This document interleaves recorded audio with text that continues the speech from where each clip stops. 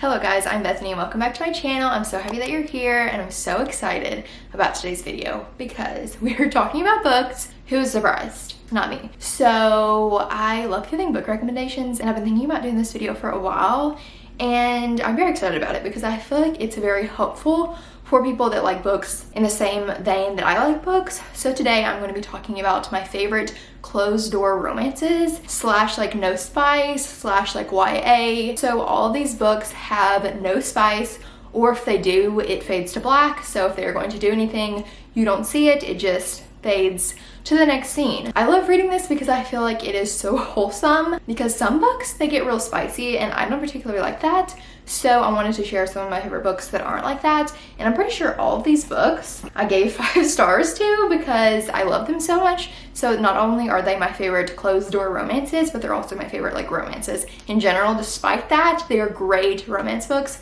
and you need to read them. Let's get started. I am so excited about this video. I'm gonna get a drink of water to prep me. Can you tell what my favorite color is? And let's get into it. So I have 10 books. Actually, one's a series, so technically like 12 books. First, I'm going to start with my favorite author. That is closed door and just one of my favorite authors in general, and that is Sarah Adams. All of her books are closed door romances. That's what she does. She writes closed door romances. But the thing I love about Sarah Adams is she's so good at writing like chemistry and just like the connection between the characters. You can feel it without having to read the spice, which I really love. So the first one is of course The Cheat Sheet by Sarah Adams, obviously. I love this book so much. It was my favorite read of July and it's just so good. It's very popular on like Instagram, Bookstagram, BookTube for good reason because it's so good. So it's basically like a friends to lovers vibe. So it's about Brie and Nathan. They have been best friends for literally years. They were friends in high school, kind of stopped being friends and then reunited after college. Nathan is an NFL player and Brie is like teaching ballet. So you get that like celebrity normal person trope, which I really love. So I just really love this book. The chemistry is so good, like I said, and I just thought this was like literally so happy. Highly recommend. All of Sarah Adams' books are just so happy.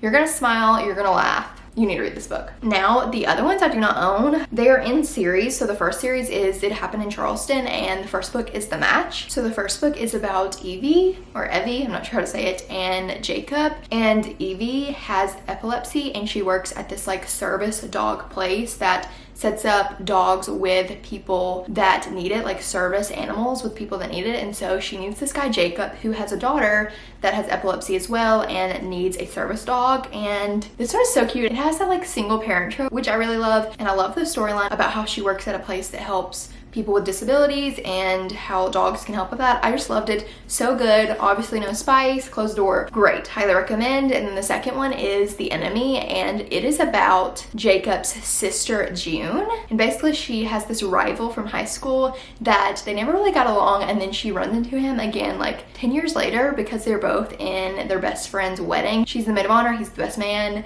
and so it's definitely like enemies to lovers type vibe if you like that. I don't like that as much, so I did give this lots of a rating. I think I gave it like 4.25 stars because I don't particularly like enemies to lovers, but I thought this was a cute book. I loved the guy character Ryan Henderson. He is so sweet, and obviously no spice. So highly recommend. Her books just like make you happy. They make you swoon and you just feel good. You feel good when you read her books. And then the next series is It Happened in Nashville. So the first book is The Off Limits Rule, and it is about Lucy who just moved back to Nashville from Atlanta. She has a son and she moves in with her brother and she meets her brother's best friends. You get that trope, and I just thought it was so cute. I really loved it. I loved the characters. This like world, the It Happened in Charleston like world, I love all the characters so much. So good. And also just love the single parent trope where they find a great guy or great girl that also can be a great dad or mom to their kids. So freaking sweet. Loved it so much. And Cooper is just an angel. All of her characters are so sweet. You fall in love with all of them. So loved it so much. And then the next one in that series is The Temporary Roomie. I love this so much. I actually read it this month, so I haven't reviewed it yet, but it was literally so good. It is about Lucy's best friend Jessie, and I love this because it literally starts from where the Off Limits Rule ends, but in Jessie's perspective, which I really liked. And basically it's about Jessie and Lucy's brother Drew. So it's that like best friend's brother type vibe. Jessie has some like issues in her house. She needs renovation, so she moves in with Drew, and it's definitely enemies to lovers. They do not like each other, but I surprisingly really liked this one. I feel like it's one of my favorites from her. I just thought it was so sweet. I loved it. I stayed up like till like 2 a.m. finishing it.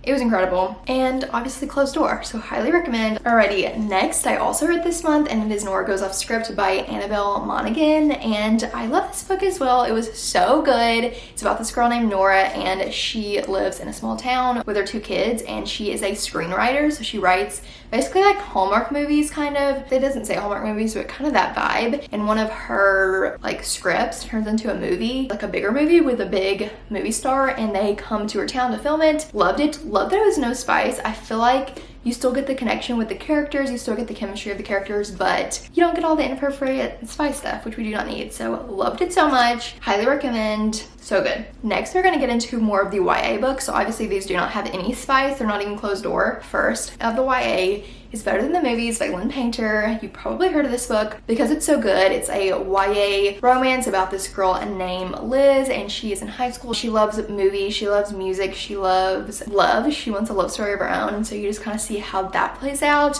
And this book is just so wholesome. Obviously no spice, YA, and this is like one of the best YA romances ever, and it's so cute.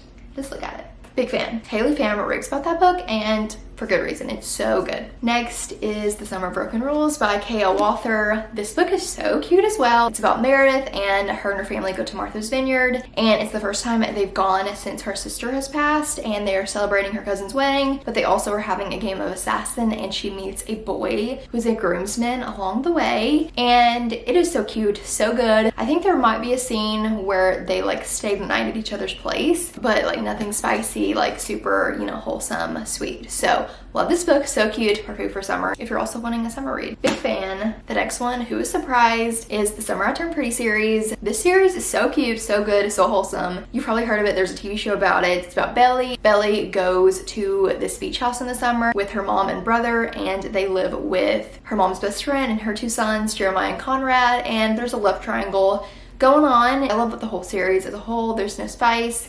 Just super wholesome vibes, and if you want to watch the show, you totally should. Next, I honestly don't know if this is no spice because it's been so long since I read it, but when I was looking online at like a list of no spice books, this one came up, and it's The Flatshare by Beth O'Leary. I love this book. I thought it was so good, but I do not remember if it was no spice, but my closed door romance list says it is, so it's worth a shot, and if there is, it's probably like easy to skim over.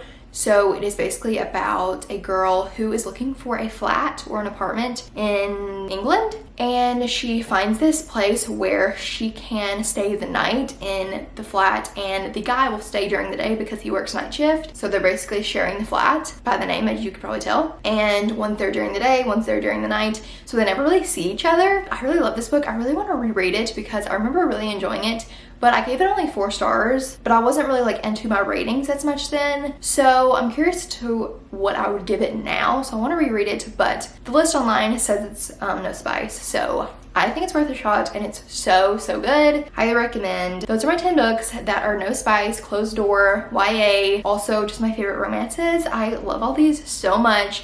Just pick one of these up and you are going to enjoy it. I highly, highly recommend all of these books. They're so good, and you just need to read them. And if you just want a closed door romance author, Sarah Adams has got you. She has a new book coming out in September called When in Rome. I'm so excited about it. I have it pre-ordered, and I just cannot wait to read it. So anyways, that is all for this video. I hope you enjoyed. I love talking about books, and I would love to hear if you have any book recommendations that are closed door, no spice, because that's what I love to read. I obviously do read books with spice. Anyways, I'm gonna stop rambling. I love you guys so much. You mean the world to me. The fact that I get to sit here and talk about books and people comment and like talk to me back, it's a dream. So thank you so much for being here. If you are new and you want to stick around, you should totally subscribe. I post every Tuesday and Saturday here on YouTube. I also have an Instagram and a book Instagram, which I've been posting so much over there, and I have to say the book community is so sweet. They're so kind. So if you want to join the book Instagram community, you need to do that because it's great. So I hope you enjoyed this video, and I'll see you very soon for my next one. Bye.